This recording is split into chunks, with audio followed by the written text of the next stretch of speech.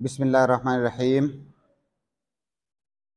अल्हम्दुलिल्लाहि रब्बिल आलमीन वस्सलातु वस्सलामु अला नबिय्यिना मुहम्मद व अला आलिहि व सहबिहि अजमाइन, अम्मा बाद। रब्बि इश्रह ली सदरी व यस्सिर ली अमरी वहलुल उक़दतम मिन लिसानी यफ़क़हू क़ौली। मोहतरम सामिन किराम, सबसे पहले तो हम अल्लाह रब्बुल आलमीन के शुक्रगुज़ार हैं जिसने हमें इस बात की तौफ़ीक़ दी कि आज हम यहाँ पर अल्लाह रब्बुल आलमीन के घर में इकट्ठा हुए हैं उसका दीन सीखने के लिए, उसके दीन के अहकामात सीखने के लिए। अल्लाह ताला से दुआ है कि अल्लाह रब्बुल आलमीन हमारी इस हाज़िरी को कबूल फ़रमाए और इसे हमारे मीज़ान हसनात में महफूज फरमाए। सामिन इकराम, जैसा कि गालिबन आपको ये ख़बर होगी कि आज की इस मजलिस में गुफ्तगू का मौजू है तिजारत के मसाइल। सामिन इकराम, अगर दीन इस्लाम के अहकामात का आप जायज़ा लेंगे, अगर उन तमाम अहकामात को अगर आप यकजा करके उन पर एक नज़र डालेंगे तो आपको मिलेगा कि दीन अहकाम के मसाइल, दीन इस्लाम के मसाइल और उसके अहकामात को आप तीन हिस्सों में तकसीम कर सकते हैं, जैसा कि उलमा ने किया है। इन तीन तरह के मसाइल से बाहर इस्लाम का कोई भी हुक्म नहीं है। पहली किस्म है अकीदे के मसाइल, जिसको कि हम तौहीद या ईमानियात या उसूल या अकीदे के मसाइल के नाम से जानते हैं। दूसरा है अखलाक व आदाब के मसाइल। अकीदे के मसाइल से मुराद वो तमाम मसाइल जिनका ताल्लुक ईमानियात से है, जिनका ताल्लुक गालिबन बातनी उमूर से है, गायबाना बातों से है, जिनमें उमूमन फ़कत ईमान लाना और अकीदा रखना होता है, आज़ा और जवारे से अमल नहीं करना होता है। अखलाक व आदाब से मुराद वो मसाइल होते हैं जिनका ताल्लुक हमारे सलूकियात से होता है, हमारे सलूक को, हमारे बर्ताव को मुहज़्ज़ब बनाने के लिए जो मसाइल या जो अहकामात नाजिल किए गए हैं उनको अखलाकियात कहा जाता है। जैसे झूठ ना बोलना, सच बोलना, दूसरों के साथ अच्छे से पेश आना, हुस्ने अखलाक दिखाना वगैरह वगैरह। ये दो किस्में हो गई। तीसरी किस्म है जिसको उलमा की इस्तिलाह में अहकाम अमलिया कहा जाता है। आसान लफ्जों में वो तमाम अहकामात जिन पर हम अपने आज़ा और जवारिह से अमल करते हैं उन्हें अहकाम अमलिया कहा जाता है। और अमली अहकाम को या अहकाम अमलिया को अगर आप तकसीम करने जाएंगे तो मुख्तसर और बुनियादी तरीके से इनकी दो किस्में हैं। आज की हमारी गुफ्तगू का ताल्लुक अहकाम अमलिया से है। शुरू में ये तकसीम मैंने आपको इसलिए बता दी ताकि बात आपके सामने मुकम्मल तौर से वाज़े रहे कि इस्लाम के अहकाम की बुनियादी तौर से तीन किस्में, अकायद, अखलाक व आदाब और अहकाम अमलिया। आज की हमारी गुफ्तगू का ताल्लुक अहकाम अमलिया से है। अहकाम अमलिया को बुनियादी तौर से दो हिस्सों में तकसीम किया जा सकता है। एक वो जिनको उलमा की इस्तिलाह में, फुक़हा की इस्तिलाह में इबादात कहा जाता है, अहकामुल इबादात, और दूसरा वो जिनको मुआमलात कहा जाता है। इबादात का मतलब क्या है? इबादात का मतलब वो तमाम अहकामात जिनका ताल्लुक हमारे और हमारे रब के दरमियान होता है। वो तमाम चीजें जो हमारे और हमारे रब के दरमियान होती हैं उन्हें इबादात कहा जाता है। जैसे नमाज पढ़ना, अगर आप नमाज पढ़ते हैं तो इसका ताल्लुक किसी बंदे से नहीं है। रोजा रखना, हज करना, जिक्र अज़कार करना, कुरान की तिलावत करना, ये दुआ करना, इस्तिग़फ़ार करना, ये तमाम चीजें ऐसी हैं जिनका ताल्लुक बंदे और बंदे के रब के दरमियान होता है। इनको इबादत कहा जाता है। दूसरा है मुआमलात। मुआमलात का मतलब क्या है? मुआमलात का मतलब यह है कि इस दुनिया में, इस समाज में हमारे आसपास बहुत सारे लोग रहते हैं। हमारे घर के लोग रहते हैं, खानदान के लोग रहते हैं, समाज के दीगर अफराद रहते हैं, और इन सब के साथ हमारा कोई ना कोई ताल्लुक होता है। इन सब के साथ हमारा कोई ना कोई मुआमला होता है। इन सब के साथ हमारा लेन देन का ताल्लुक होता है बहुत सारे उमूर में। तो हमारे और बंदों के दरमियान जो ताल्लुकात होते हैं उन्हीं को मुआमलात कहा जाता है। हमारे और किसी दूसरे बंदे के दरमियान जो ताल्लुक पैदा होता है उसे मुआमलात कहा जाता है। कभी तो ताल्लुक शादी ब्याह की शक्ल में होता है, कभी वो ताल्लुक किसी और रिश्तेदारी की शक्ल में होता है, कभी वो ताल्लुक आपस में किसी माली मुआमलात के थ्रू से होता है। हम कोई लेन देन करते हैं, कोई चीज खरीदते हैं, कोई चीज बेचते हैं, ये तमाम चीजें मुआमलात के बाब से आती हैं। आज की जो हमारी गुफ्तगू है इसी मुआमलात से मुताल्लिक है। हम बंदों के दरमियान जो माली मुआमलात होते हैं, मुख्तलिफ नौइयत के मुआमलात होते हैं, मुख्तलिफ किस्म के। उन्हीं अक़साम में से एक किस्म है तिजारती मुआमलात। क्योंकि जब हम समाज के अंदर रहते हैं तो एक दूसरे से कोई चीज खरीदना, कोई चीज बेचना, ये हम इंसानों की जरूरत है। इस दुनिया में कोई भी इंसान तन्हा जिंदगी नहीं गुजार सकता। कोई भी इंसान ये दावा नहीं कर सकता कि मैं अपने तमाम मसाइल खुद हल कर सकता हूं, या मेरे पास मेरी जरूरत की तमाम चीजें मौजूद हैं, मुझे किसी की जरूरत नहीं है। कोई इंसान ऐसा नहीं कह सकता। आपके पास पैसा है, उस पैसे के जरिए दूसरा सामान आपको खरीदने की जरूरत पड़ेगी। दूसरे आदमी के पास सामान है, उसे पैसे की जरूरत है। लिहाजा इस दुनिया के अंदर कोई भी इंसान ऐसा नहीं है जिसे खरीदो फरोख्त की जरूरत ना पड़े। हमारा दीन ऐसा दीन है, हमारी शरीयत ऐसी शरीयत है कि हमारी शरीयत ने इस दुनिया के अंदर हमारी जिंदगी में हमें पेश आने वाले तमाम मसाइल का हल हमको दिया है।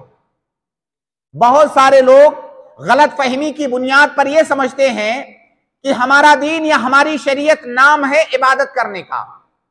नमाज पढ़ना, रोजा रखना, कुरान पढ़ना, हज कर लेना, ज़कात दे देना, यही नाम है दीन इस्लाम का, और यहीं तक वो इस्लाम को महसूर समझते हैं। सामने कराम, इसीलिए मैंने अपनी शुरू की गुफ्तगू में आपको बता दिया कि जिस तरह से हमारी शरीयत के अंदर इबादत एक बाब है, जिस तरह से इबादत करना ये दीन का हिस्सा है, उसी तरह से इस दुनिया के अंदर लोगों के साथ मुआमलात करना ये भी दीन का हिस्सा है। बल्कि कई मकामात पर तो इबादत से ज्यादा इनकी अहमियत है, कई सारे पहलुओं से। जैसे मिसाल के तौर पर इबादत के बाब में अगर हमसे कोई कोताही हो जाए और हम अल्लाह ताला से तौबा कर लें, माफी मांग लें, अल्लाह ताला माफ करने वाला है। लेकिन मुआमलात के बाब में हमारा आपसी जो लेन देन होता है, अगर वहां पर हमसे कोई चूक हुई है, कोई गलती हुई है, किसी के साथ कोई ज्यादती हो गई है, और हम जाकर के अल्लाह ताला से तौबा करें, माफी मांगे, तो क्या अल्लाह ताला माफ कर देगा? नहीं। हमने जिस बंदे के साथ ज्यादती किया है मुआमला करने में, जब तक वो बंदा नहीं माफ करेगा तब तक अल्लाह ताला माफ नहीं करेगा, क्योंकि उसका इख्तियार अल्लाह ताला ने उस बंदे को दे रखा है। अब आपने देखा कि इस एतबार से इबादत से भी ज्यादा अहम है हम बंदों के आपसी मुआमलात। लेकिन हम, ये बहुत बड़ी गलत फहमी है आम आदमी के अंदर, आम इंसान के अंदर। वो समझते हैं कि हमने नमाज पढ़ लिया, पक्के नमाजी बन गए, हमने हज कर लिया, हमने रोजा रख लिया, हम रोजाना कुरान की तिलावत करते हैं, उसके बाद हमारे आपसी मुआमलात कैसे भी रहे, हमने तिजारत कैसे किया, हमने माल कैसे कमाया, हमने किसके साथ क्या जुल्म किया, क्या ज्यादती की, इससे कोई हमें फर्क नहीं पड़ता है। और हम समझते हैं कि हमने नमाज पढ़ा, इबादत की, अल्लाह का नाम लिया, जिक्र अज़कार किया और दुआ किया, इस्तिग़फ़ार किया, हमारा ईमान, हमारा इस्लाम मुकम्मल। इसमें कोई शक नहीं है कि इबादत का अपना मकाम है, इबादत के बगैर भी आपका ईमान मुकम्मल नहीं हो सकता। लेकिन ये जो हमारे आपस के मुआमलात हैं, खास तौर से तिजारत के मामलात, जिनमें हर आदमी को कभी ना कभी पढ़ना पड़ता है, चाहे कोई गरीब हो, अमीर हो, जवान हो, बूढ़ा हो, हर इंसान को जरूरत पड़ती है खरीदो फरोख्त की और दूसरों के साथ मुआमला करने की। लेकिन हम इसे दुनियावी मुआमला समझ करके हम इसमें लापरवाही बरतते हैं। अल्लाह के नबी सल्लल्लाहु अलैहि वसल्लम की एक हदीस है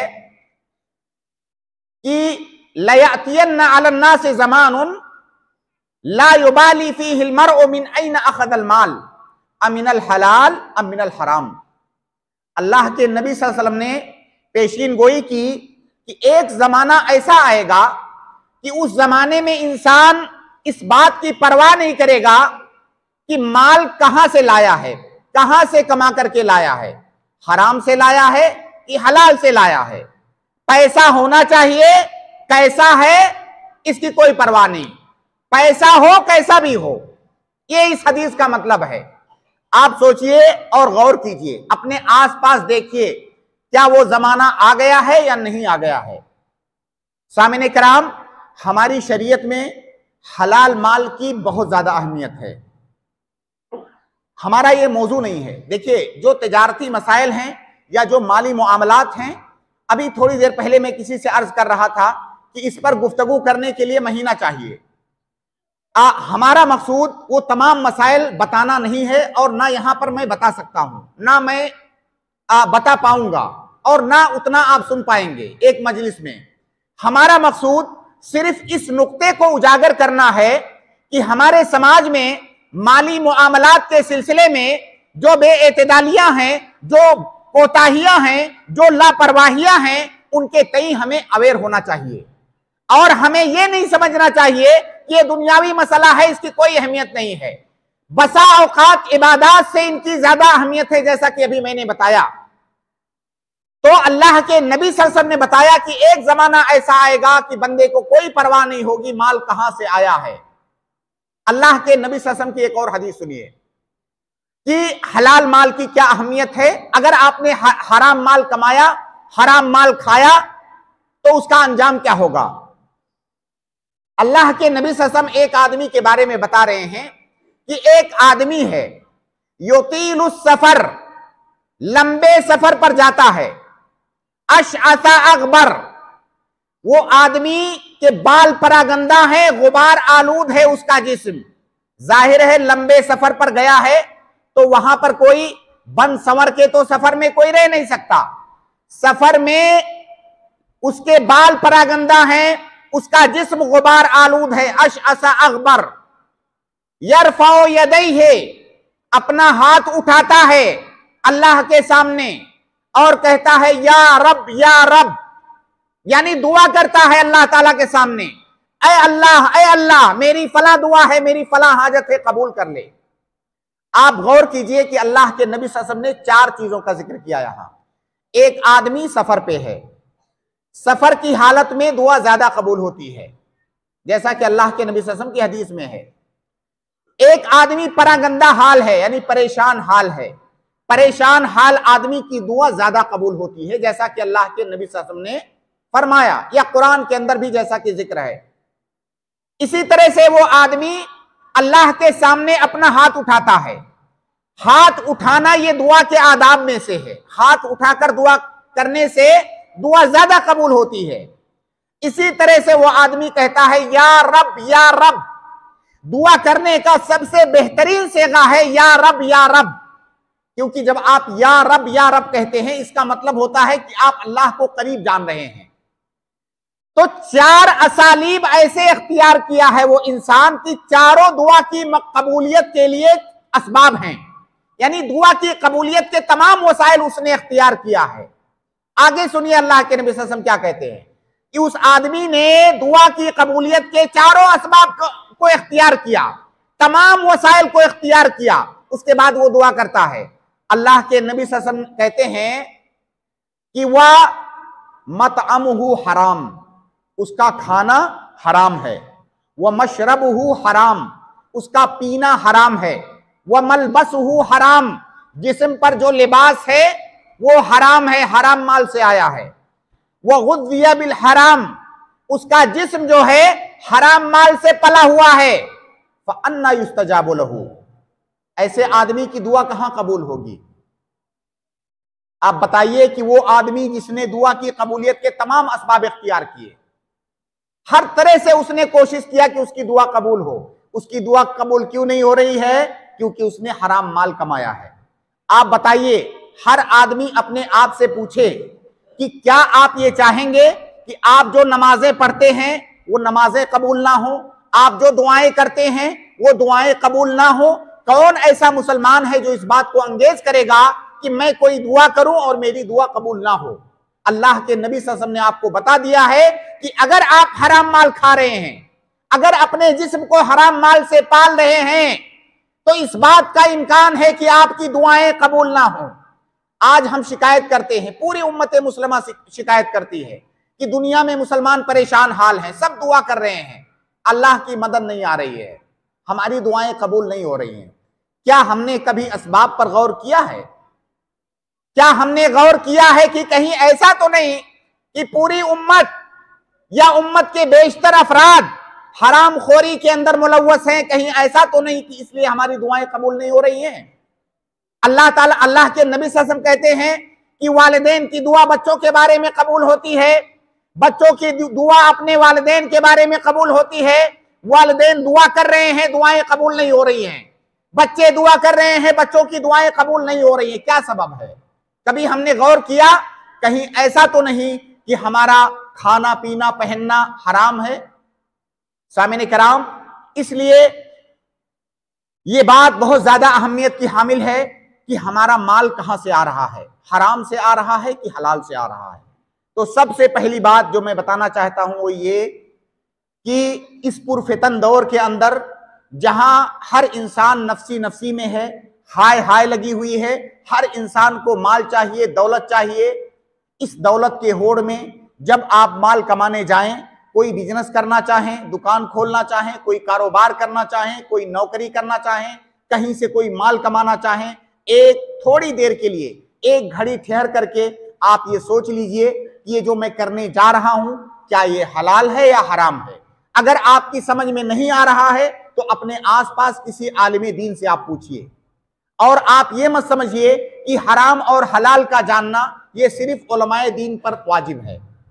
हजरत उमर के बारे में आता है कि आप बाजार में जाते, जब आप खलीफा थे, बाजार में जाते और लोगों से कहते कि जिसको हलाल और हराम के बारे में मालूमात नहीं है, जिसको खरीदो फरोख्त के मसाइल का पता नहीं है, वो अपनी दुकान उठा ले यहां से, उसे दुकान लगाने की इजाजत नहीं है। यानी जाओ पहले पढ़ के आओ, जाओ पहले फकीह बन के आओ, तिजारत के मसाइल सीख करके आओ, फिर तुम्हें दुकान लगाने की इजाजत है। ऐसा ना हो कि खुद भी हराम खाओ और दूसरे मुसलमानों को भी हराम खिलाओ। इसलिए जब आप कोई तिजारत करें, कोई कारोबार करना चाहें, तो पहले ये पता कर लें कि यह हलाल है या हराम। ऐसा मैं इसलिए कह रहा हूं कि कई सारे केसेस ऐसे आते हैं, कई सारे लोग ऐसे आते हैं सवाल लेकर के, उनका मसला जब बिल्कुल खराब हो चुका होगा, अब कुछ नहीं बचा है, 10-20 करोड़ कमा भी लिया है, अब उसके बाद उनको होश आता है हलाल और हराम जानने का। अब सारे मसाइल, वो सारे डोर इतने उलझ चुके हैं कि मुफ्ती भी उनको आसानी से नहीं सुलझा सकता। अब वो उनको होश आता है, आते हैं, पूछते हैं कि ये जो मैं कर रहा हूं हलाल है कि हराम? भाई जिस दिन आपने शुरू किया था उस दिन क्या आपने पता किया था? क्या मुफ्ती साहब से, क्या आलिम दीन से पूछ करके आपने शुरू किया था? इसलिए हर मुसलमान पर सबसे पहले वाजिब है कि जब वो माल कमाना चाहे, तिजारत करना चाहे, सबसे पहले उसकी इंक्वायरी करे। आप जब कोई तिजारत करना चाहते हैं, आप पता करते हैं कि इसमें जाऊंगा तो प्रॉफिट होगा कि नहीं, फायदा होगा कि नहीं, जो है कामयाब होने का, सक्सेस होने का इसमें कितना चांस है। ये सारी चीजें अगर हम पता करते हैं तो हलाल हराम पता करना भी हमारी जिम्मेदारी है। इस बुनियादी और इब्तिदाई गुफ्तगू के बाद चंद एक मसाइल जिनका ताल्लुक इल्मी मसाइल से है या उसूल से है, मैं उन बाज उसूलों पर गुफ्तगू करूंगा। जैसा कि मैं पहले अर्ज कर चुका हूं कि तिजारत के तमाम मसाइल पर गुफ्तगू करना 2-4 घंटे के अंदर ये मुमकिन नहीं है, लेकिन इंशाअल्लाह कुछ ऐसे मसाइल पर गुफ्तगू करने की कोशिश करूंगा और कोशिश की जाएगी कि इतने आसान अंदाज में हो कि हर आम और खास के समझ में आ जाए। चंद ही एक मसाइल पर बात हो, लेकिन जो बात भी हो वो हमारी समझ में आए। देखिए, जो माली मुआमलात हैं, तिजारत के मसाइल हैं, आप उसमें 2 बातें बुनियादी तौर से याद रखें। जब कोई तिजारत करना चाहे, कोई माली लेन देन करना चाहे, 2 बात आप उसमें याद रखें कि कोई भी माली मुआमला या कोई भी खरीदो फरोख्त उस वक्त जायज और हलाल होगा जब उसके अंदर कुछ शर्तें पाई जाएंगी जो कि हमारी शरीयत ने बताई हैं। कुछ शर्तें पाई जाएंगी, इसी तरह से हमारी शरीयत ने कुछ रुकावटें बताई हैं जिन्हें कि मवाने कहा जाता है अरबी जुबान में। कुछ शर्तों का पाया जाना जरूरी है और कुछ मवाने और रुकावटें हैं जिनका ना पाया जाना जरूरी है। यानी शर्तें पाई जानी चाहिए, जो रुकावटें और मवाने हैं या हुर्मत के असबाब आप कह सकते हैं, हराम होने के असबाब, वो नहीं पाए जाने चाहिए। अगर इन 2 बातों का आपने ख्याल रखा तो इंशाअल्लाह मोटे मोटे तौर पर आप किसी चीज के, किसी मामला के हराम होने का इल्म आपको आसानी से हो सकता है। तो सबसे पहले किसी खरीदो फरोख्त के लिए या उसके हलाल होने के लिए, जायज होने के लिए 7 शर्तें हैं। शर्त का मतलब ये होता है, ये एक टर्म है, शरई टर्म है शर्त। शर्त का मतलब होता है कि वो 7 चीजें उसमें पाई जानी चाहिए। अगर किसी एक चीज की कमी होगी तो वो मामला सही नहीं होगा, वो खरीदो फरोख्त, वो बयो शेरा सही नहीं होगा। पहली शर्त ये है कि जाहिर है जब हम कोई माली मामला करते हैं, खरीदो फरोख्त हो या कोई भी मामला हो, तो उसमें 2 पार्टियां होती हैं। 2 पार्टियां होती है, खरीदने वाला, एक बेचने वाला। उन दोनों पार्टियों की मुकम्मल तौर से रजामंदी जरूरी है। मुकम्मल तौर से रजामंदी के बगैर अगर मामला किया जा रहा है तो खरीदो फरोख्त जायज नहीं है। जो बेचने वाला है मुकम्मल अपनी मर्जी से बेचे, जो खरीदने वाला है मुकम्मल अपनी मर्जी से खरीदे। ये पहली शर्त है कि दोनों पार्टियों की रजामंदी का पाया जाना यह जरूरी है खरीदो फरोख्त के अंदर। दूसरी शर्त यह है कि दोनों पार्टियां ऐसी होनी चाहिए जिनका किसी माल के अंदर तसर्रुफ करने की इजाजत जिनको शरीयत ने दी हो। क्योंकि कुछ लोग ऐसे होते हैं, शरीयत जिनको किसी माल में तसर्रुफ करने की इजाजत नहीं देती है। किसी माल में तसर्रुफ करने की इजाजत शरीयत ने ऐसे शख्स को दी है जिसके अंदर 4 औसाफ हों। पहली बात तो आजाद हो। जाहिर है इस जमाने में सब आजाद हैं, लेकिन चूंकि पहले जमाने में गुलाम हुआ करते थे बाज लोग, इसलिए फुक़हा ने इसको भी जिक्र किया है।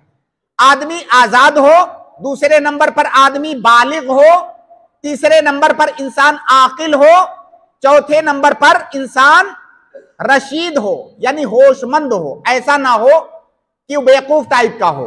ये जब 4 शर्तें किसी इंसान के अंदर पाई जाएंगी तब उसे किसी अपने माल के अंदर तसर्रुफ करने का हक हासिल है। अब मान लीजिए कोई पागल इंसान है, आपने जाकर के उससे कोई सामान खरीद लिया, अब ये बय नहीं होगी क्योंकि वो पागल है, उसके पास दिमाग नहीं है। कोई छोटा बच्चा है, आपने उससे जाकर के सामान खरीद लिया, क्योंकि वो बच्चा है, बालिग नहीं है, ये खरीदो फरोख्त नहीं होगी। इल्ला ये कि उस बच्चे के वली ने, उसके जिम्मेदार ने उस बच्चे को इजाजत दे रखी हो। बहुत सारी दुकानों में हम देखते हैं छोटे बच्चे बैठे हुए हैं काउंटर पे, तो अगर उस दुकानदार ने, उसके बाप ने, उसके वली ने इजाजत दी हुई है उस बच्चे को, तो बच्चा बेच सकता है। वरना उसके औलिया की रजामंदी और उनकी इजाजत के बगैर किसी नाबालिग से कोई सामान खरीद रहे हैं तो जायज नहीं होगा। तो पहली शर्त क्या है? दोनों की रजामंदी। तीसरी शर्त यह है कि वो जायज़ तसर्रुफ हो यानी तसर्रुफ की इजाजत हो। तीसरी शर्त यह है कि जो माल हम खरीद या बेच रहे हैं वो माल ऐसा होना चाहिए जो हमारी शरीयत के अंदर मुबाह और जायज हो। मुबाह और जायज का मतलब क्या है कि उसका इस्तेमाल करना हमारी शरीयत में हलाल हो। जैसे मिसाल के तौर पर कोई आदमी सिगरेट बेच रहा है, कोई आदमी शराब बेच रहा है। जब शराब और सिगरेट हमारी शरीयत में सिरे से पीना जायज ही नहीं है, तो गोया कि उसका बेचना भी जायज नहीं होगा। अब अगर कोई आदमी हराम माल खरीद रहा है तो ये शरई खरीदो फरोख्त नहीं होगी, वो मिल्कियत मुंतकिल नहीं होगी, वो खरीदो फरोख्त जायज नहीं है। आपने उसको पैसा दिया, वो पैसे का मालिक नहीं बनेगा। आपने उससे वो हराम माल लिया, आप उस हराम माल के मालिक नहीं बनेंगे। तो तीसरी शर्त यह है कि दोनों तरफ से जो अदला बदली हो रही है, कीमत और सामान, ये दोनों मुबाह और जायज होने चाहिए, हराम नहीं होने चाहिए। अब आप इसी पर कयास करते जाइए कि वो कौन सी चीजें हैं जो हमारी शरीयत में हराम है। हराम चीज के खरीदो फरोख्त जायज नहीं है, वो खरीदो फरोख्त मुनाकिदी नहीं होगी। चौथी शर्त क्या है कि जो सामान खरीद या बेच रहे हैं, खरीदने और बेचने वाला या तो उसका मालिक हो या उसके कायम मकाम हो। मिसाल के तौर पर यह सामान मेरा है, मैं ही इसको बेच सकता हूं। अगर कोई दूसरा आदमी मेरा सामान ले जाकर के बेच दे तो वो बिक्री मुनाकिद नहीं होगी, वो शरई बिक्री नहीं है। हां, अगर मैंने उसको वकील बनाया है, उसको इजाजत दिया हुआ है, तब वो बेच सकता है। जैसे बहुत सारे लोग ऐसा सामान बेच देते हैं जिसके वो मालिक नहीं होते हैं। सामान अभी बेच दिया, बाद में सामान खरीद के लाएंगे, डिलीवरी करेंगे। अल्लाह के नबी सल्लल्लाहु अलैहि वसल्लम की हदीस है कि ला तबे माले से इंदक, ऐसा सामान मत बेचो जिसके आप मालिक नहीं हो। अगर सामान अभी आपके पास नहीं है तो वो सामान आप नहीं बेच सकते जिसके आप मालिक नहीं हैं। जब सामान के आप मालिक बन जाएं, उसी वक्त आप वो सामान बेच सकते हैं। तो ये चौथी शर्त है कि दोनों आदमी, खरीदने वाले बेचने वाले, खरीदने वाला उस पैसे का मालिक हो, बेचने वाला उस सामान का मालिक हो, और दोनों खरीद बेच रहे हों। ये चौथी शर्त है। पांचवी शर्त है कि जिस चीज को खरीदा जा रहा हो वो चीज ऐसी हो जिसे उस टाइम जिसको डिलीवर करना ये मुमकिन हो। अगर कोई ऐसी चीज आप बेच रहे हैं जिसका डिलीवर कर पाना आपके बस में ही नहीं, जैसे कि आप कहें चिड़िया उड़ रही है, मैं इसको बेच रहा हूं, उसको आप कैसे डिलीवर करेंगे? ये ऐसी मिसाल है जो बिल्कुल सामने की है। कोई भी ऐसा सामान आप बेच रहे हैं जिसको डिलीवर कर पाना आपके लिए मुमकिन नहीं है, तो ये जायज नहीं है। ये 6 शर्तें हुई। 7वीं शर्त है कि वो जो सामान आप बेच रहे हैं वो सामान मालूम हो, मजहूल ना हो। जो सामान आप बेच रहे हैं वो मालूम हो, मजहूल ना हो। जैसे मान लीजिए एक डब्बा है, डब्बे के अंदर कोई सामान रखा हुआ है, डब्बा बंद है, हमको पता नहीं इस डब्बे के अंदर क्या है। डब्बे के अंदर मोबाइल है कि कंप्यूटर है या कोई मिठाई है, कौन सी चीज है हमें पता ही नहीं है। या मान लीजिए उसके अंदर जो सामान है उसकी हमें क्वांटिटी नहीं पता है, या उसके अंदर जो सामान है हमें उसकी क्वालिटी नहीं पता है, हमें सामान का इल्म नहीं है। तो अगर सामान का इल्म नहीं है, ऐसी सूरत में उसको मजहूल कहा जाता है। किसी मजहूल चीज को बेचना ये जायज नहीं है। हां, अगर डब्बे में सामान बंद है लेकिन डब्बे के ऊपर पूरा डिटेल लिखा हुआ है, ये सामान फला सामान है, इतनी क्वांटिटी में है, फला फला इसकी क्वालिटी है, सारी चीजें लिखी हुई हैं, तब इसका मतलब वो सामान मालूम है। खुलासा ये कि जो सामान आप खरीद या बेच रहे हैं वो मालूम होना चाहिए, मजहूल नहीं होना चाहिए। इसी तरह से आखिरी शर्त यह है कि जो कीमत आप दे रहे हैं वो कीमत भी मालूम होनी चाहिए। मैं कितने में खरीद रहा हूं, खरीदते और बेचते वक्त वो पता होना चाहिए। ऐसा ना हो कि भाई ये सामान ले जाइए आप, परसों हम लोग रेट तय कर लेंगे। परसों तय क्या करेंगे हमें आज थोड़ी पता है। जिस वक्त आप खरीद या बेच रहे हैं कीमत उसी वक्त मालूम होनी चाहिए, और इस तरह से मालूम होनी चाहिए कि फ्यूचर में उसके कम ज्यादा होने का इम्कान ना हो। तो जिस वक्त आप सामान बेच रहे हैं उसी वक्त कीमत तय करना यह जरूरी है। बहुत सारे लोग क्या करते हैं, सामान अभी दे देंगे, कहेंगे सामान अभी ले लो, ये गल्ला है अभी ले लो, और 4 महीने के बाद हम लोग जो है रेट तय करके उस वक्त जो रेट रहेगा वो रेट में ले लूंगा। भाई उस वक्त क्या रेट रहेगा हमें नहीं पता है। तो सामान की कीमत जिस वक्त आप खरीद रहे हैं उसी वक्त मालूम होनी चाहिए। ये तकरीबन 7 या 8 शर्तें हैं। किसी भी सामान को खरीदते और बेचते वक्त ये 7-8 शर्तें पाई जानी जरूरी हैं। अगर कोई एक शर्त ना पाई गई तो वो खरीदो फरोख्त इस्लामी खरीदो फरोख्त नहीं है, वो जायज नहीं है। अब आइए दूसरे नंबर पर देखते हैं, कुछ मवाने हैं, कुछ ऐसी चीजें हैं, कुछ ऐसे रीजंस हैं जो किसी खरीदो फरोख्त के अंदर नहीं पाए जाने चाहिए। इनको मवाने कहा जाता है।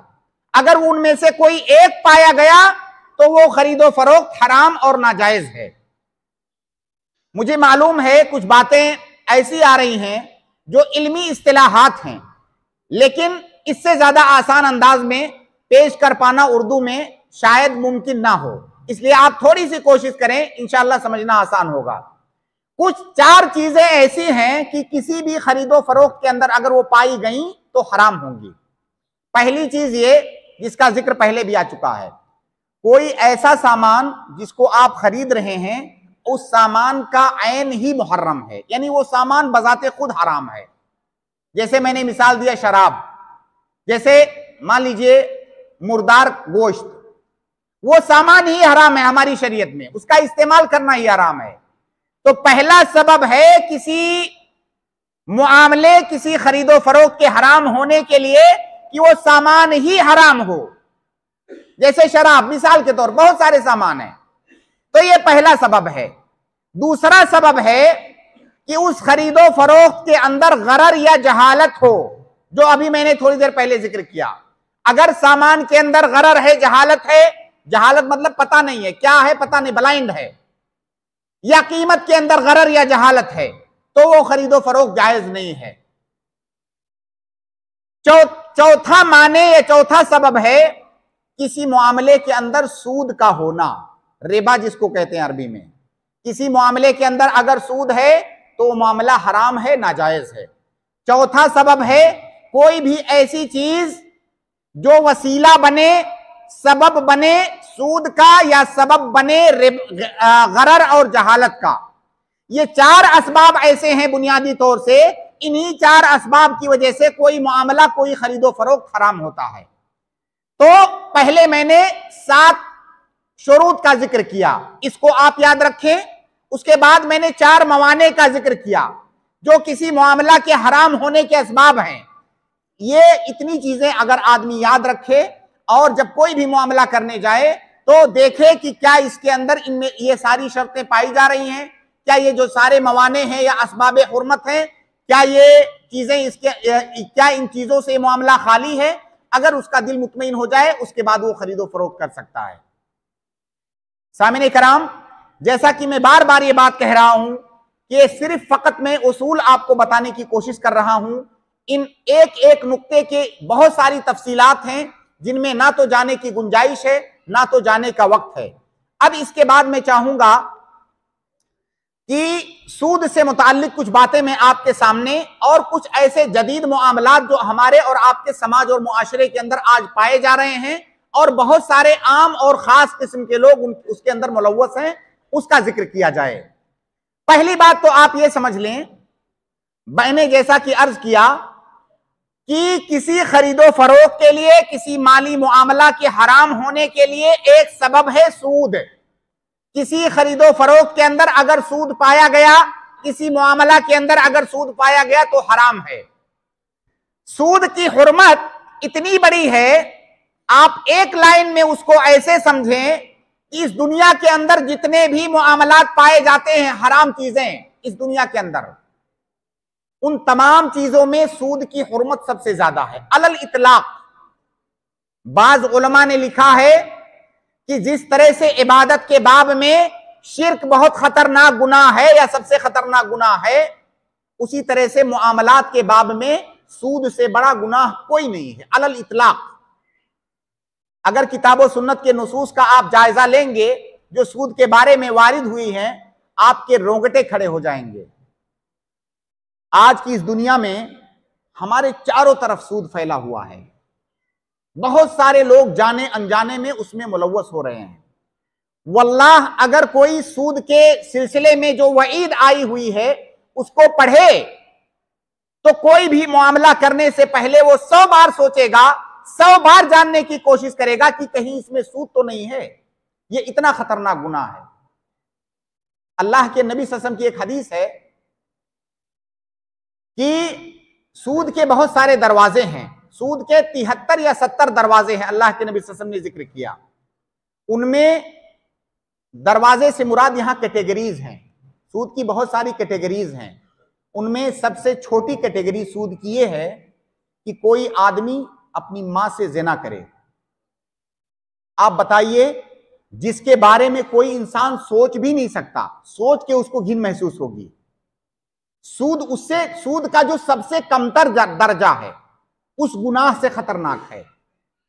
अभी हमारे समाज में हम किसी इंसान के बारे में हमको पता चले कि उसने जिना किया है, आप मुहर्रमात से छोड़िए, मां का मसला छोड़िए, हमें ऐसे ही पता चले कि उसने जिना किया है, सोचिए समाज का कोई इंसान उसकी जानिब देखना पसंद नहीं करेगा।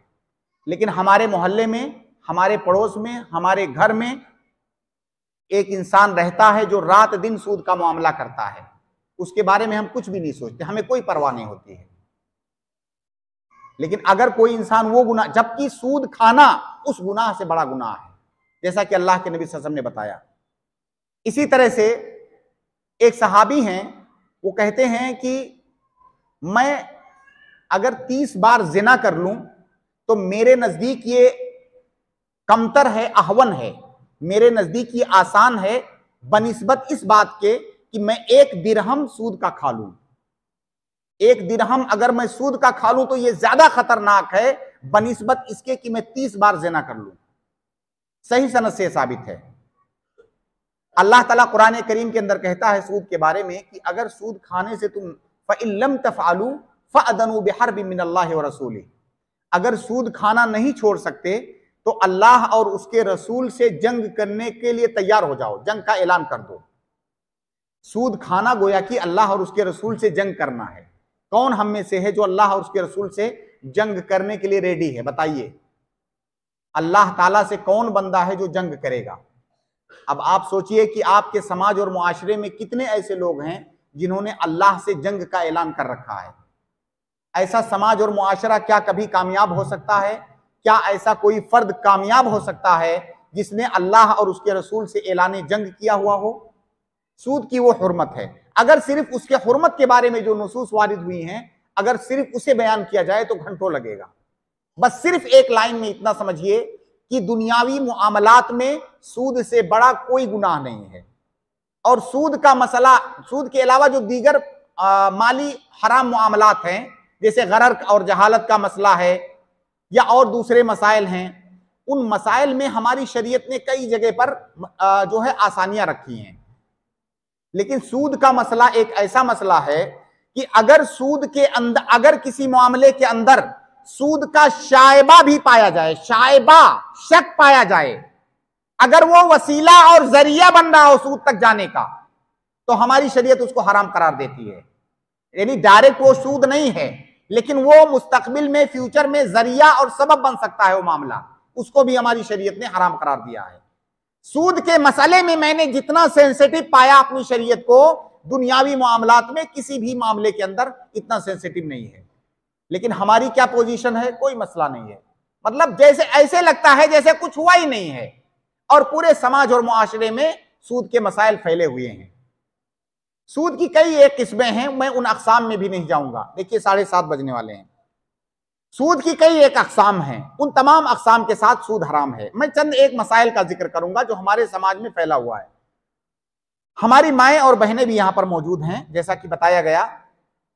एक मसला उनसे मुताल्लिक है, जेवरात से मुताल्लिक, सोने और चांदी के जेवरात।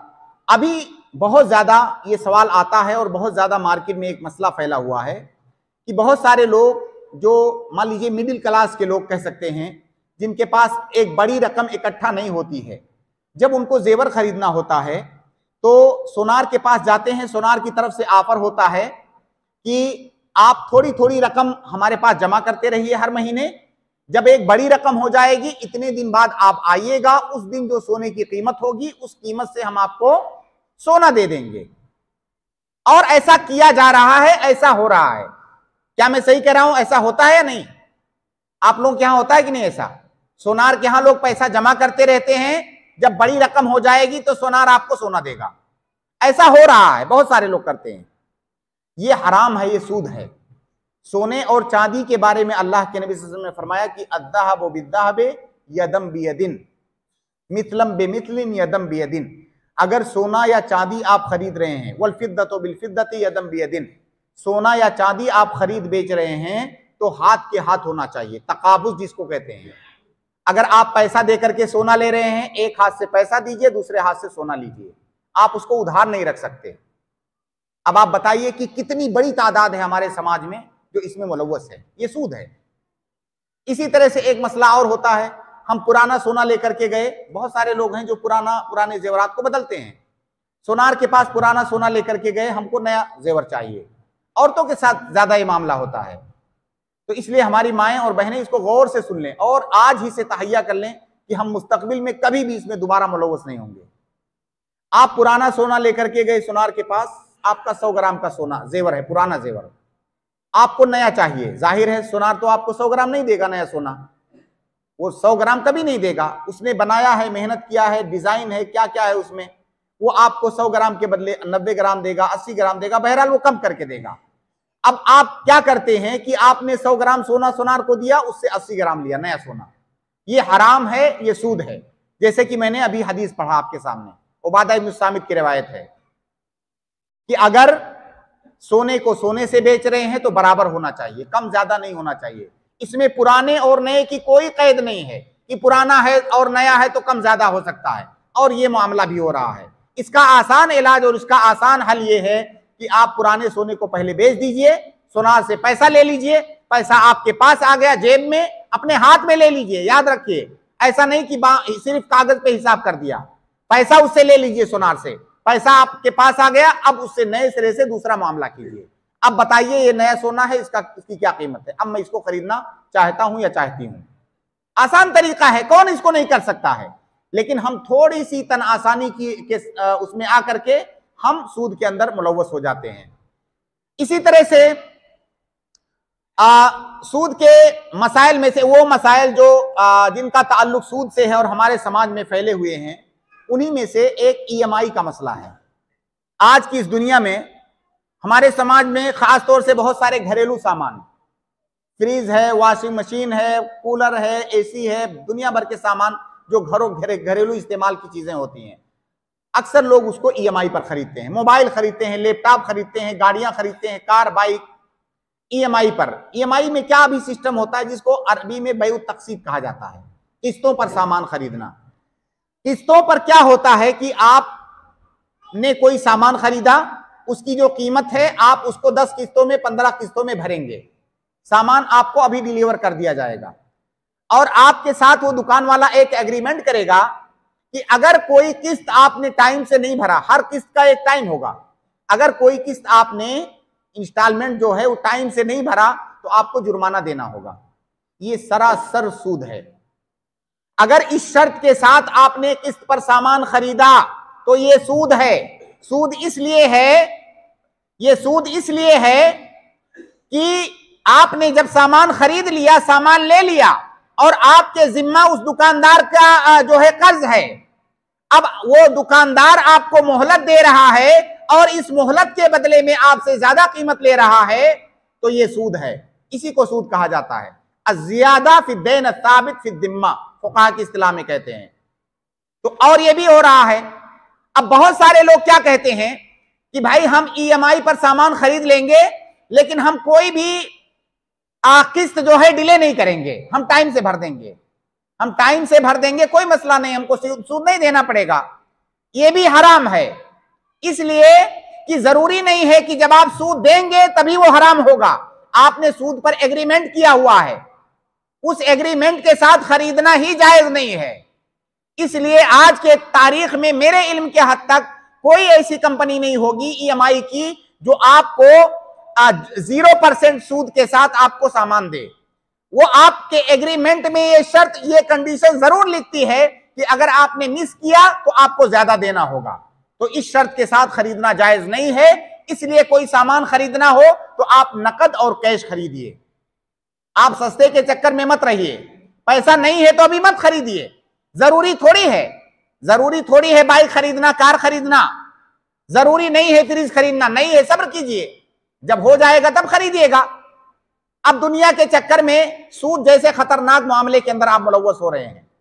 तो ये भी एक सूरत है। इसी तरह से बहुत सारी मुंतशिर सूरतों में से एक सूरत है क्रेडिट कार्ड। मेरे ख्याल से अक्सर और बेशतर लोग जानते होंगे क्रेडिट कार्ड का मतलब।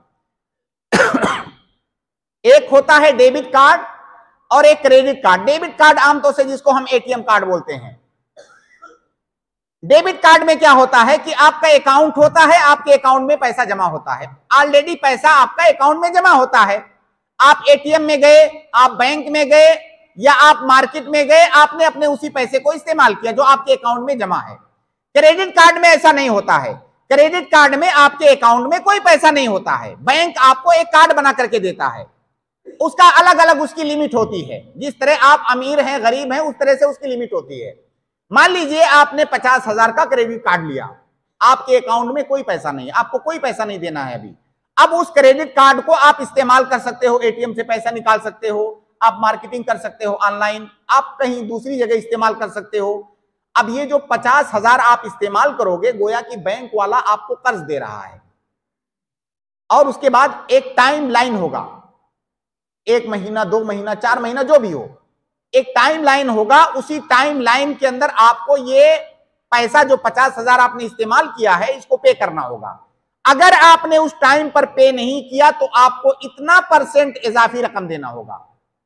आपने लिया है 50,000, देना होगा 60,000 मसलन।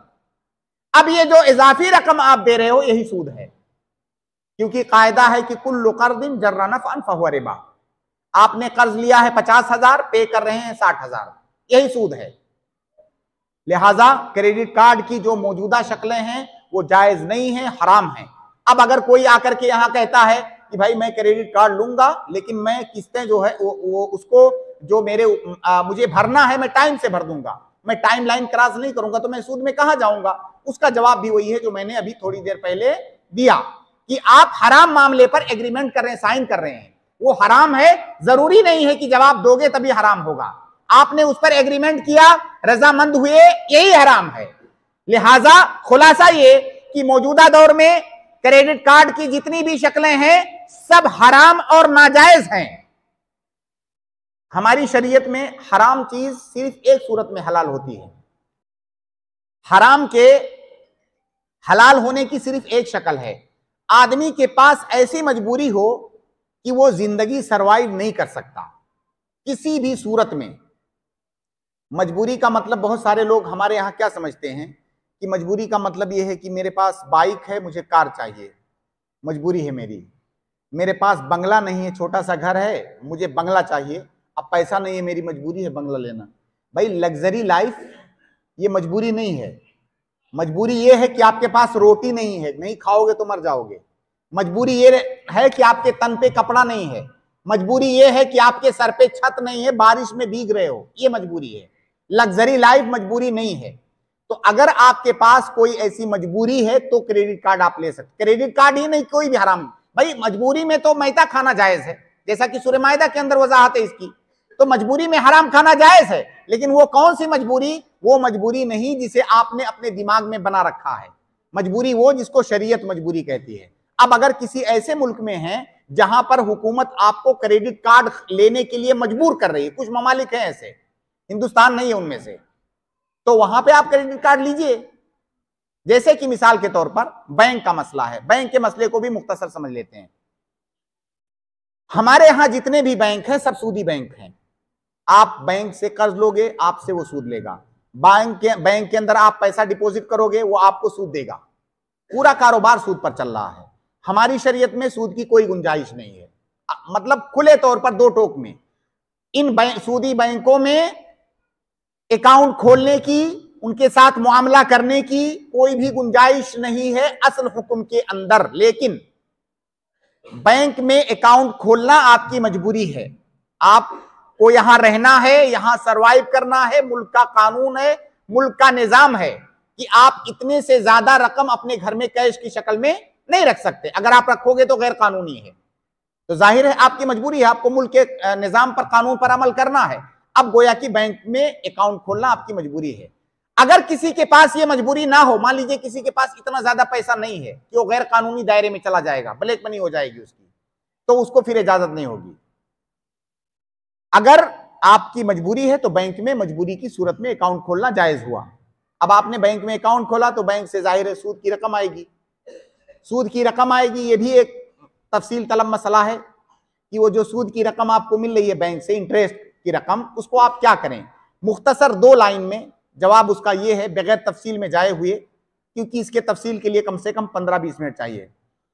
उसका जवाब यह है कि सूद का वो इंटरेस्ट की रकम जो आपके अकाउंट से आपको मिल रही है, आप उसको या तो किसी गरीब मुहताज को दे दीजिए, या तो किसी रिफाह आम्मा में, किसी खैरी काम में, वेलफेयर काम में खर्च कर दीजिए, जहां से आम लोगों का फायदा हो।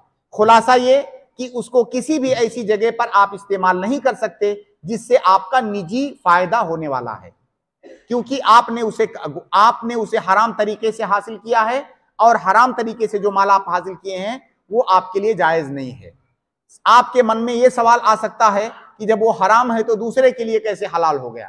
तो वो जो नोट आपको मिला है बैंक से, वो नोट हराम नहीं है, उसके हासिल करने के तरीके ने उसे हराम बना दिया है, और जब तरीके ने हराम बनाया है तो हासिल करने वाले के लिए हराम है, ना कि दूसरे लोगों के लिए। तो उसको आप बैंक से ले लीजिए, बैंक में छोड़ेंगे तो वो सूदी बैंक उसका सूद में ही इस्तेमाल करेगा, गलत कामों में भी ही इस्तेमाल करेगा। वहां से ले लीजिए और उससे छुटकारा हासिल करने की नीयत से आप उसे किसी अच्छी जगह पर, ऐसी जगह पर लगा दें जिससे लोगों को फायदा हो, या किसी गरीब मुहताज को दे दें। आप उसको अपने ऊपर खर्च ना करें।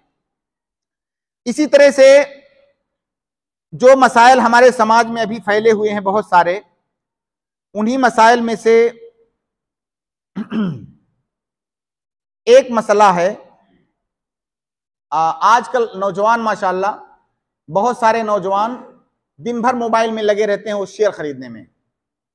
हर वक्त वो जो उनको, क्योंकि अभी जो रुझान बन चुका है शॉर्टकट से पैसा कमाना है, बैठे बैठे शॉर्टकट से सबको अमीर बनना है।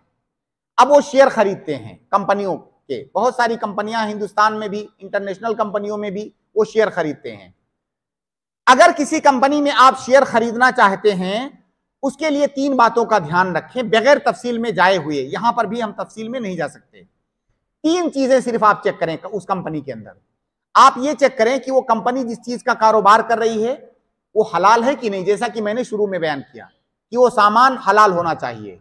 तो कंपनी जिस चीज का कारोबार पर बेस्ड है वो कारोबार असलन हलाल है या हराम। कंपनी शराब बना रही है, सिगरेट बना रही है, या दूध बेच रही है, आप चेक कीजिए। आपने अगर पाया कि हराम चीज का कारोबार कंपनी कर रही है, उसमें आप शेयर नहीं खरीद सकते। आपने पाया कि कंपनी हलाल चीज का कारोबार कर रही है, दूध की कंपनी है, मसलन कपड़े की कंपनी है, अब गोया कि वो हलाल चीज का कारोबार कर रही है। दूसरे नंबर पर आप चेक कीजिए दूसरी चीज। अब गोया कि एक स्टेप आपने तय कर लिया। दूसरी चीज आप ये चेक कीजिए कि कंपनी का जो दस्तूर है, कानून है, क्या उसके अंदर कोई गैर शरई चीज पाई जा रही है। हर कंपनी को रन करने का एक निजाम, एक उसूल होता है, लिखा हुआ होता है बाकायदा तहरीरी शक्ल में। अगर उस कंपनी के रूल में लिखा हुआ है कि जब ये कंपनी इसको जरूरत पड़ेगी तब ये सूद पर कर्ज ले लेगी बैंकों से, या और इस तरह की कोई चीज, सूद की मिसाल तो ये सिर्फ फकत एग्जाम्पल है, कोई और चीज ऐसी पाई जा रही है उसके दस्तूर में जो हराम है हमारी शरीयत में, तो अब यहां पर भी गोया कि आपको उस कंपनी के अंदर शेयर नहीं खरीदना है। लेकिन अगर यहां पर भी दूसरे स्टेप पर भी आपने पाया कि कंपनी साफ शफाफ है, उसके कानून और दस्तूर के अंदर भी कोई गैर शरई चीज नहीं पाई जा रही है, तो अब दूसरा स्टेप आपने क्रॉस कर लिया। अब तीसरे मरहले में जाकर के आप ये चेक कीजिए कि कहीं ऐसा तो नहीं कि कंपनी का कारोबार तो हलाल है, कंपनी का कानून भी सब ठीक है, कोई गैर शरई चीज नहीं है, लेकिन टेबल के नीचे से हराम हो रहा है। क्योंकि बहुत सारी कंपनियों वाले चालाकी में ऐसा भी करते हैं कि ना तो दस्तूर में उनके कोई गड़बड़ी है, ना तो कारोबार में कोई गड़बड़ी है, लेकिन जब जब उन्हें जरूरत होती है वो बैंकों से सूदी लोन उठाते हैं। अगर ऐसा भी हो रहा है तब भी आप उसमें नहीं जा सकते। लेकिन अगर इन तीनों चीजों के अंदर वो कंपनी साफ और शफाफ है तो आप उस कंपनी का शेयर खरीद सकते हैं। लेकिन अगर कहीं पर कोई गड़बड़ी है इन तीनों चीजों में से किसी भी एक चीज के अंदर, तो आप शेयर नहीं खरीद सकते।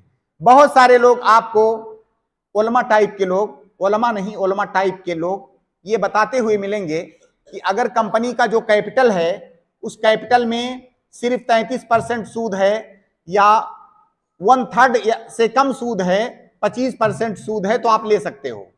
आप पूछोगे क्यों, वो कहेंगे कि भाई अल्लाह के नबी सल्लल्लाहु अलैहि वसल्लम ने कहा अस्सुलुसु वस्सुलुसु कसीर, एक हदीस है वसीयत के बाब में कि 1/3 को या उससे नीचे को हमारी शरीयत ने थोड़ा माना है।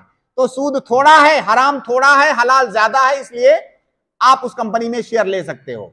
ऐसा कुछ लोगों को कहते हुए आप पाएंगे। अल्लाह के लिए ऐसे लोगों के झांसे में मत आइए। अगर 1 रुपया, अगर 1 अरब की कंपनी में 1 रुपया भी सूद का लगा हुआ है तो वो कंपनी हराम और नाजायज है, उसमें आप शेयर नहीं ले सकते। सूद के बाब में मैंने शुरू में बताया कि इसमें कोई गुंजाइश नहीं है, कम ज्यादा का के दरमियान कोई फर्क नहीं है, कम ज्यादा के दरमियान कोई फर्क नहीं है कि कम है। कहीं पर कुरान में या हदीस में नहीं है कि सूद कम है तो जायज है, ज्यादा है तो नाजायज है, कहीं ऐसा नहीं है। 1 रुपया, 1 चवन्नी भी सूद है तो हराम है। तो लिहाजा आजकल के नौजवान जो शॉर्टकट पैसा कमाने के लिए शॉर्टकट तरीके ढूंढते हैं, उनका एक महबूब मशगला है शेयर खरीदना, शेयर मार्केट में जाकर। इसी तरह एक और चीज से आप होशियार रहें। बहुत सारी कंपनियां, उनके वेबसाइट पे आप जाएंगे तो लिख के वो एक जो है उसमें कॉलम रहता है शरिया कंप्लायंट। अब शरिया कंप्लायंट उनका क्या होता है? यही 33%, यानी सूद की रकम कम है, हराम कम है, हलाल ज्यादा है। तो शरिया कंप्लायंट के नाम पे कुछ उलमा नुमा लोगों से फतवे लिए रहते हैं और उसमें कहते हैं कि शरिया कंप्लायंट है, मुसलमानों आओ और शेयर खरीदो। आप उनके धोखे में मत आए, आप उसके बारे में डिटेल पता करें कि क्या ये शरिया कंप्लायंट का इनका मतलब क्या है। जब 0% सूद होगा तब आप खरीदिए, 1% भी है तो वो हराम और नाजायज है। इसी तरह से एक और मसला इंश्योरेंस का मसला है। इंश्योरेंस के मसले में भी मुख्तसर अंदाज में आप यूं समझें कि इस वक्त मार्केट के अंदर इंश्योरेंस की जितनी भी किस्में पाई जा रही हैं वो तमाम ही किस्में नाजायज और हराम हैं। इंश्योरेंस का मतलब आप सब समझते हैं, उसे समझाने की जरूरत नहीं है। उसके हराम होने की वजह क्या है, उसका सबब क्या है, मैं सिर्फ ये बताता हूं। उसका सबब यह है कि इंश्योरेंस के अंदर एक तो जुआ है, दूसरा उसके अंदर सूद है, तीसरा उसके अंदर गरर और जहालत है, जो कि मैंने शुरू में बताया। तो देखिए, सूद भी हुर्मत के असबाब में से है। शुरू में जैसा कि मैंने उसूल में बताया, जुआ भी गरर की एक शक्ल है। इसी तरह से इसके अंदर गरर और जहालत है, यह भी हुर्मत के असबाब में से है। इसके अंदर जुआ कैसे है? जुआ ऐसे है, जुआ का मतलब यह होता है कि किसी मामले के अंदर आप दाखिल हों और आपको पता ना हो कि आपको इसका अंजाम क्या होगा। क्या आप जीत के बाहर निकलोगे या हार के बाहर निकलोगे? यही तो होता है इंश्योरेंस के अंदर। आपने इंश्योरेंस लिया, अभी 4 किस्तें जमा किया था, पता चला आपको 1 करोड़ का जो है की रकम मिल गई। अभी आपने 4 ही किस्तें जमा किया था। कभी ऐसा हुआ कि पूरी जिंदगी किस्तें भरते रह गए, 1 रुपया नहीं मिला, क्योंकि जो कंडीशंस हैं वो कंडीशंस आपके पास नहीं आई। तो इस तरह से इसके अंदर जुआ है। दूसरा ये कि इसके अंदर सूद है। सूद कैसे है?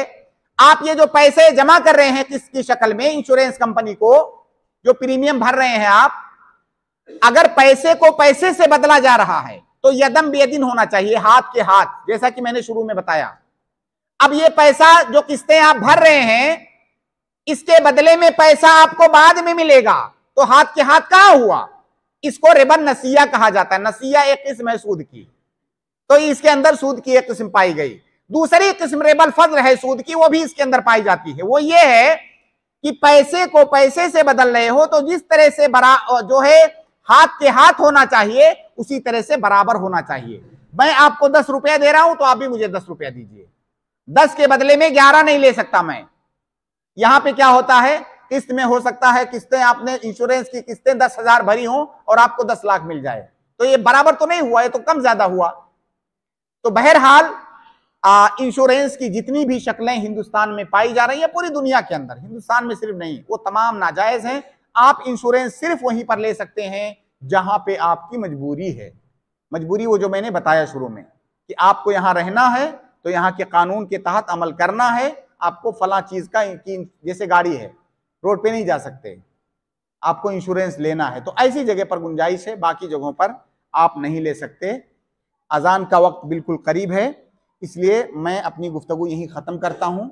इससे ज़्यादा की गुंजाइश नहीं है। अल्लाह ताला से इस उम्मीद के साथ कि जो बातें भी जिक्र की गई हैं, इंशाअल्लाह इसमें हमारे लिए फ़ायदा होगा। अगर किसी के पास कोई सवाल हो, ख़ास तौर से सवाल ऐसा जो मौजू से मुताल्लिक हो, और ऐसा मसला हो जो ज़मीनी चीज़ों से जुड़ा हुआ हो, जो आपके समाज में पाई जा रही हो जो चीज़, उसके बारे में सवाल कर सकते हैं। इंशाअल्लाह कोशिश की जाएगी जवाब देने की।